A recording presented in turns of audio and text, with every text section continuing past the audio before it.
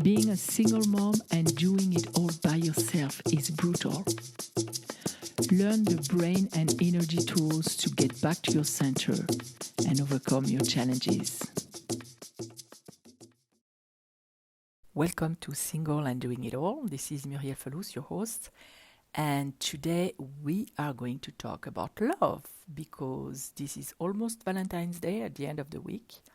And I have some good stuff for you. Before I do so, I started telling you about my epiphanies, my revelations, my moments of wisdom based on what's happening in my life. So I'm going to continue with that. And if you are one of my Facebook followers, you know about it. But if not, that's the time where I'm going to tell you. So my son, my 16-year-old son, broke his hand last week doing skateboarding, in those big parks where they go down a ramp and stuff. He fell and hurt his hand. And that made me reflect on the fact that although I do my best for him to stay safe, but ultimately he's making his own choices. And we cannot protect them all the time. But what we can do is help them, when something happens, help them derive, I don't know if you say derive in English, but in French we do, help them extract, if you want, the lesson from the incident or whatever happened to them. And for my son, he will be wearing more protective gears going forward when he will be back at the skateboarding park. So that's just a reflection, and for us not to feel bad, because it does help knowing that we cannot protect them 100%. So that when something happens, you don't go into blaming yourself and feeling guilty, because there is a part you don't control. And just try your best to see the silver lining and show them the silver lining so that they can repeat that in their life when something happens to them. Look for the lesson behind it, the wisdom that can be created from it. And that's always a position of power. So that's it for my revelation of the week.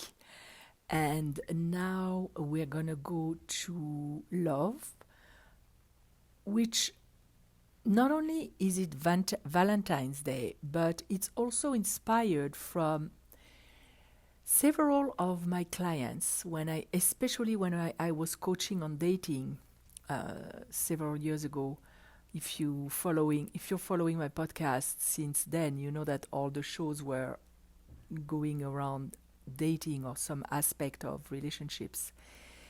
When I was coaching women on dating and finding love, and even today, because I coach a lot of single moms.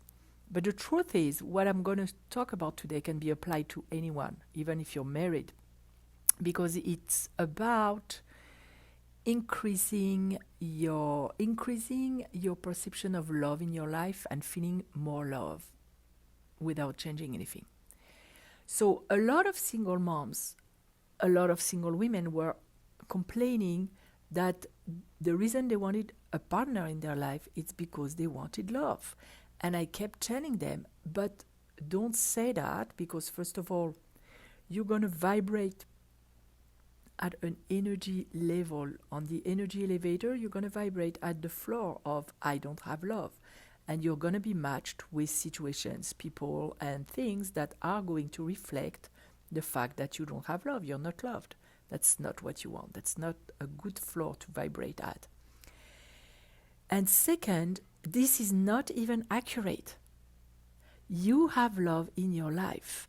And the problem is that in our society, we refer to the word love mostly with the notion of the romantic love and the notion of family love. We don't extend that past that most of the time.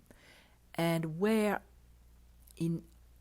for us in English and even in French, we only have one word for love, In ancient Greece, they actually had 6. And today I would like to go over them one by one and what you can do to increase each form of love in your life. Even if you don't have a partner, even if you have a partner, whatever your situation is. So let's start. The first love was called Eros, and it was some kind of a sexual passion love. And in fact, today it's associated with very positive notions and ideas, but in ancient Greece, it wasn't always the case because it was coming from the god Eros, and that god was known to be dangerous and irrational sometimes, and it could take a hold on you. That kind of love was perceived as the one that can possess you and make you mad. This is something that we don't really refer to a lot in our society when we talk about the romantic love, the sexual passion love.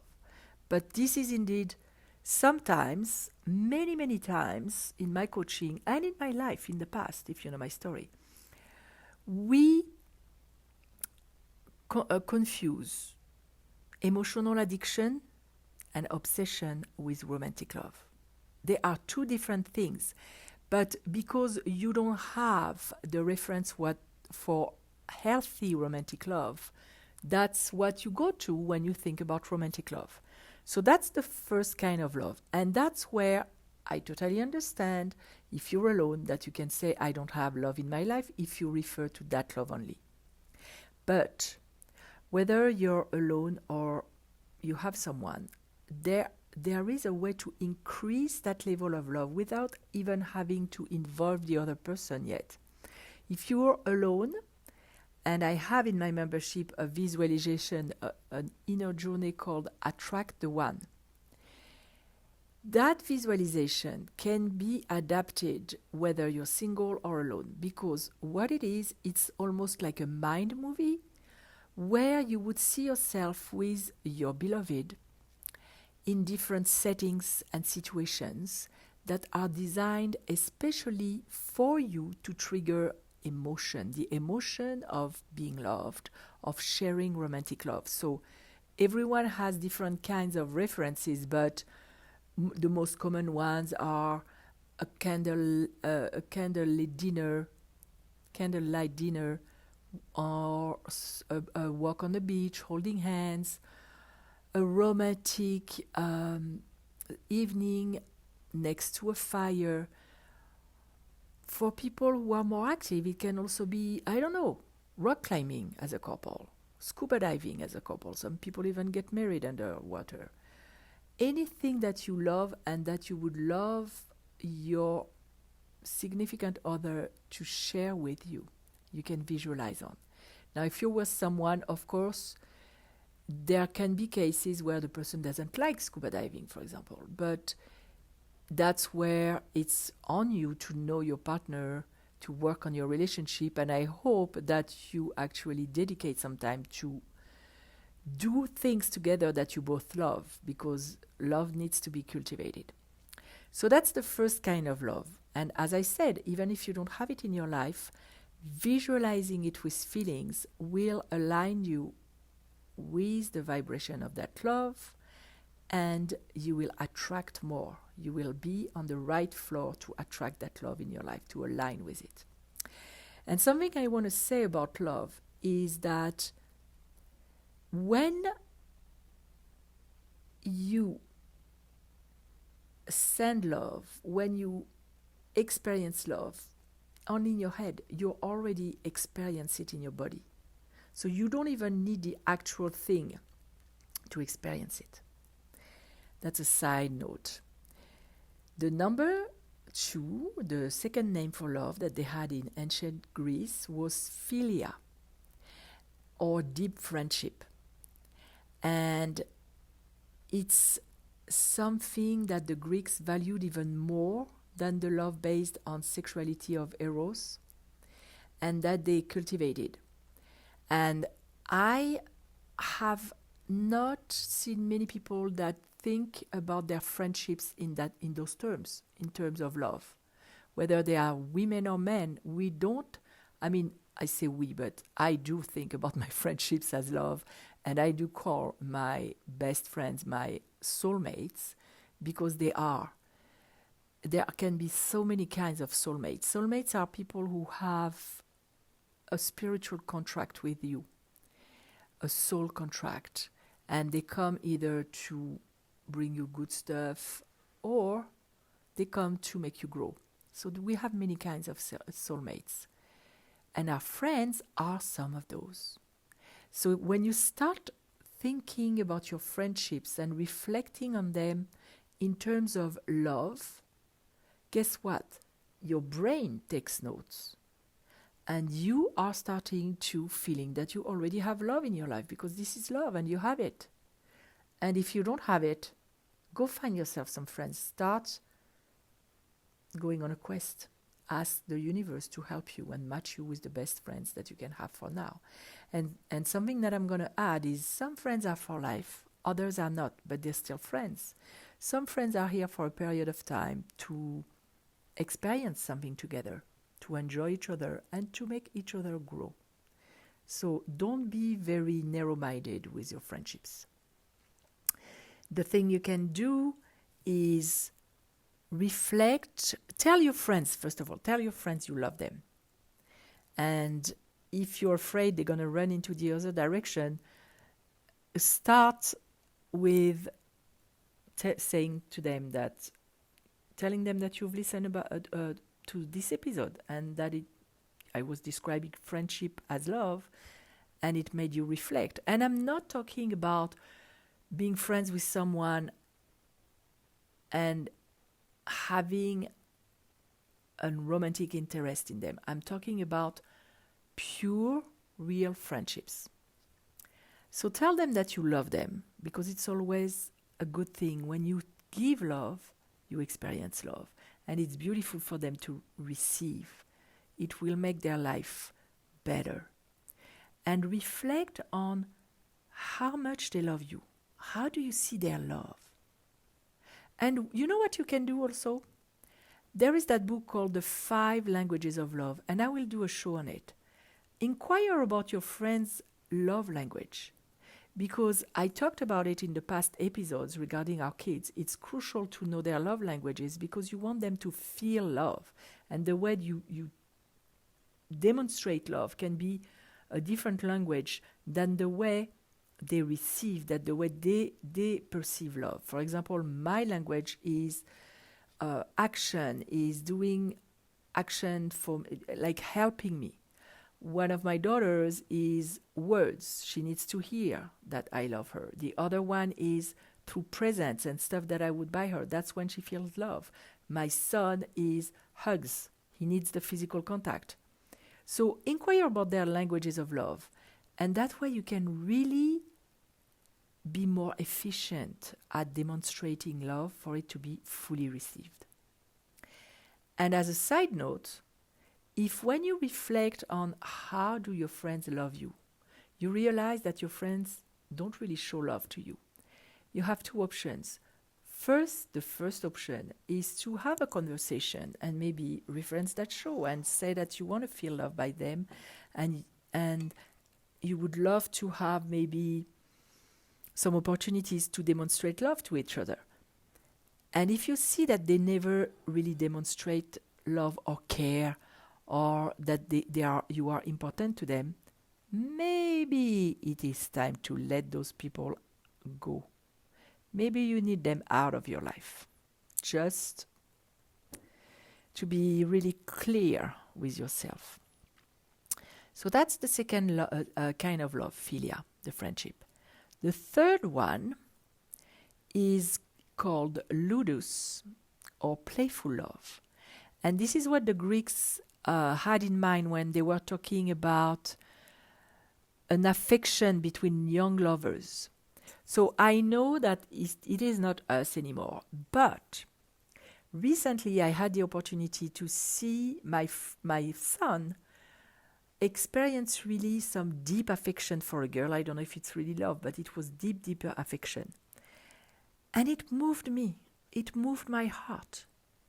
And it is beautiful to be a witness of that. This also will make you vibrate at the level of love, to be aligned with more love in your life. So try to see, if you have teenagers, if that happens around you, and open your eyes and your heart to let it in, so you can vibrate there. The fourth name for love that they had was agape. And maybe you know the Agape Center from the Reverend Michael Beckwith in California.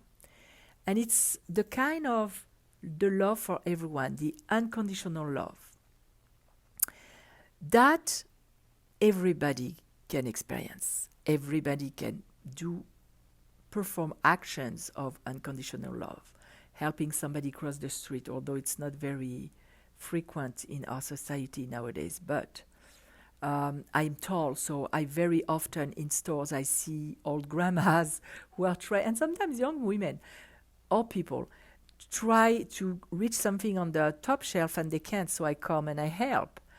Another way is you see something in the street that should be in the trash, pick it up and put it in the trash. This is love for everyone else, because that way our place, our neighborhoods stay clean and beautiful. And something even better is to try to understand people who are so different from you that you don't think you could demonstrate love to them. Let me give you an example. Because I'm around a lot of teenagers, there are a lot of teenagers that are very different from my kids, from my culture. And even if we talk about music, like rappers, I don't necessarily enjoy the music, especially if it's full of curses and if it's demeaning to women. But some of them are more respectful and are quality rap. Try to understand different people and different art and different kind of things, and start sending love even if you don't like it. Like, I don't like rap, but I'm sending love because it's creative. That will open your heart too. It's unconditional love. There are so many ways that you can be unconditional. And you can go and volunteer. That's even better if you have time, but I know a lot of us don't. The 5 kind of love that they had was called pragma, and it's the long-lasting love. You probably know pragmatic, the word pragmatic. Well, this love was a more mature love, like a deep understanding that developed between long married couples, for example. Pragma was about making compromises to help the relationship work over time. And that kind of love, you also demonstrate, you also show patience and tolerance, and it can be applied to friendship too. But if you don't have, because you're single and that's not your case, you can start witnessing it around you and let it penetrate your heart. Let it open your heart. I see couples sometimes. I live in an area where there are some retirement communities around. And sometimes you see that with old couples. I have a friend whose parents were married for something like 50 years. It is so beautiful to witness that and to know that it can exist. Let it penetrate your heart, and then you can add it to your visualization for your future, for the person that you want to attract. Really take every single opportunity to vibrate at the level of love. The last name they had for love was philotia, or the love of self.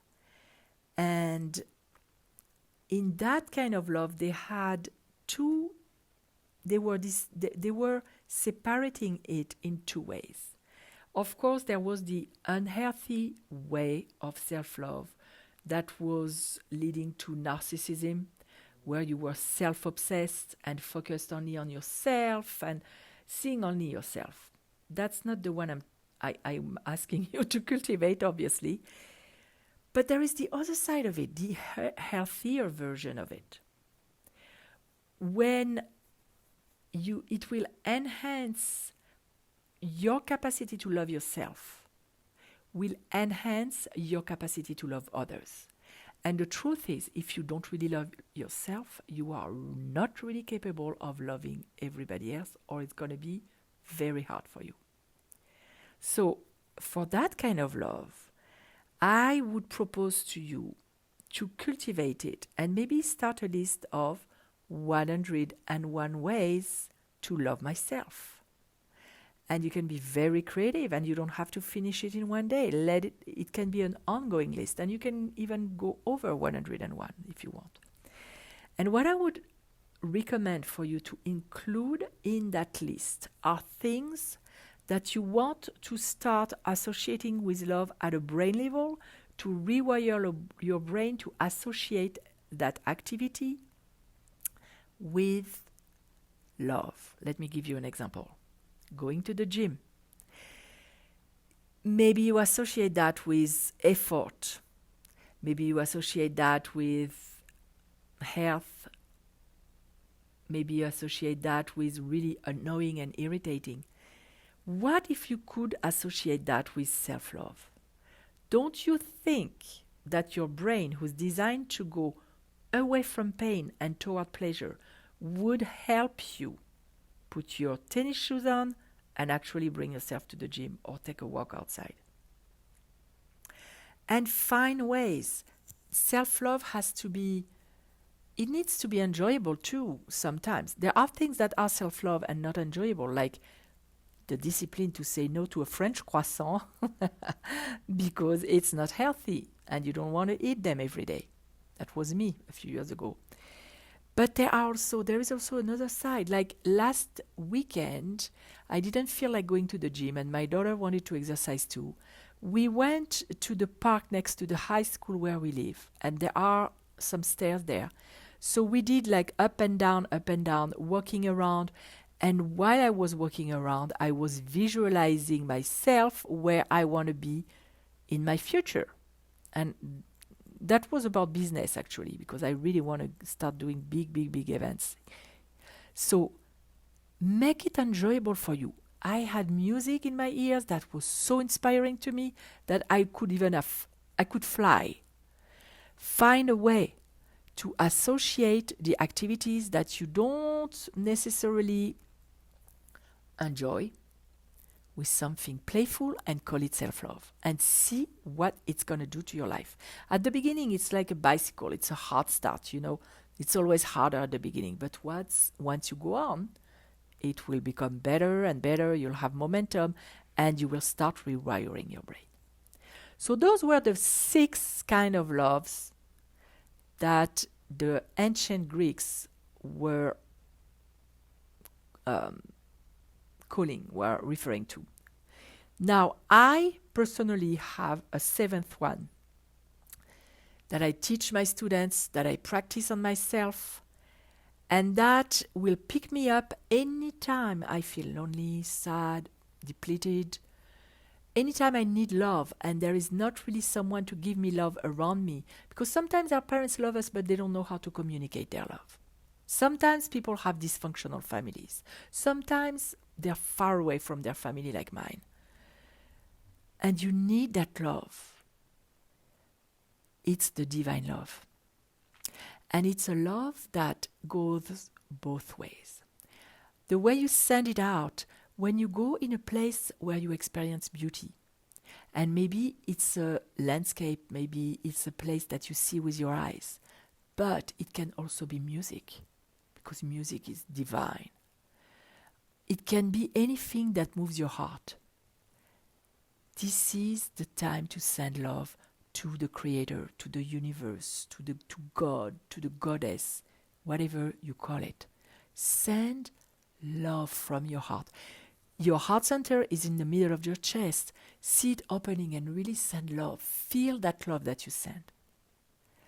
And when you need more love, sit in a quiet place. Open your heart, and ask for the divine to send you love, and you will feel it. It's just a question of opening your energy center there and your heart, and you will feel it. And if it is hard for you to do that at the beginning, just think about things that you love and say thank you and send love to the divine. And then in return, ask for you to receive some. What I do is, when I inhale, I open and receive the love, and when I exhale, I send thank you and love. And I do that for quite some time, and soon enough you'll be in tears. If you are in my membership, I'm recording a meditation like that, an inner journey to receive divine love on demand. So you'll be able to experience that. But I just gave you the instructions, and you can do that yourself. To conclude, any opportunity where you can feel love or send love, do it. And regarding the membership, you can find all about it at singleanddoingitall.com. You'll see there is membership in the menu there. The other thing I want to say is, if you're single and you're looking for someone and you had relationships where you didn't always choose the right partner, go on my website. It will be there by the end of the week. I am going to give you a small PDF workbook called 10 Reasons Why He's Not the One. And I'm going to make some specific examples for single moms in there, because I used to give that to my clients when I was coaching on dating, but I can also customize it for single moms. So that's at singleanddoingitall.com/free. And you'll see there are other stuff. There is still the stress class that is now pre-recorded that you can do on demand on video. And there is also the Back to Peace 3-part kit if you haven't claimed it yet. So that's it for today. I wish you a wonderful Valentine's Day, and give yourself the gift of love the ancient Greek way. I'll talk to you next week. Meanwhile, enjoy every day with love.